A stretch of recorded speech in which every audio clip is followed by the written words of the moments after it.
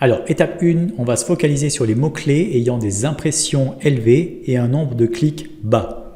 Donc ici, le but, c'est d'identifier des mots-clés qui semblent générer peu d'intérêt pour les clients. Donc, dans l'interface, on va faire un tri par ordre décroissant au niveau des impressions. Donc, on a juste à cliquer sur l'intitulé « Impression ». Et ensuite, vous allez simplement descendre la liste pour analyser vos mots-clés. Donc, si on est dans une situation où on a des mots-clés avec énormément d'impressions, mais peu de clics, c'est qu'il y a quelque chose qui cloche derrière. C'est techniquement pas normal. Généralement, il y a deux cas.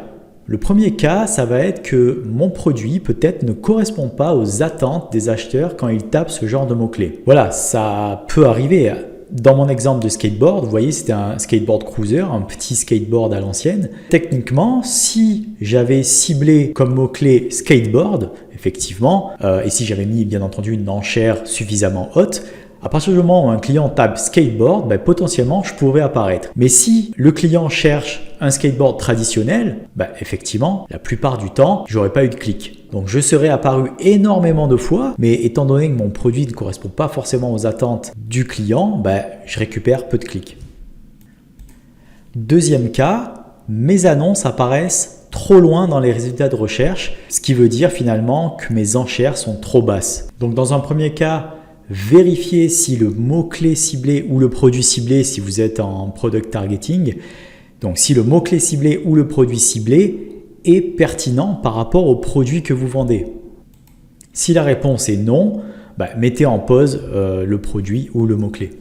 Donc si votre mot-clé au produit est pertinent par rapport au produit que vous vendez, à ce moment-là, regardez si votre enchère n'est pas justement trop basse et venez l'augmenter pour essayer d'apparaître dans les premières pages des résultats de recherche. Vous voyez ici dans l'exemple, j'ai des mots-clés avec des impressions énormissimes comme 12 000, quasi 13 000 impressions même et seulement 7 clics. Ça typiquement, c'est une situation qui n'est pas normale. Ici, moi, dans ce cas-là, en fait, on va dire c'est un troisième cas. Ce que j'avais fait pour ces mots-clés-là, c'est que j'avais ciblé une marque assez connue de la niche dans laquelle je me trouvais. Et finalement, c'est une erreur d'avoir fait ça parce que quand les gens cherchent cette marque, ils cherchent cette marque et ils ne sont pas forcément intéressés par des marques équivalentes ou du moins des marques qui offrent des produits équivalents. Donc là, moi, ce que j'ai fait pour justement ces mots-clés-là qui me donnent trop d'impressions et pas de clics, je les ai tout simplement mis en pause parce que voilà, c'est juste des mots-clés qui ne sont pas pertinents, tout simplement.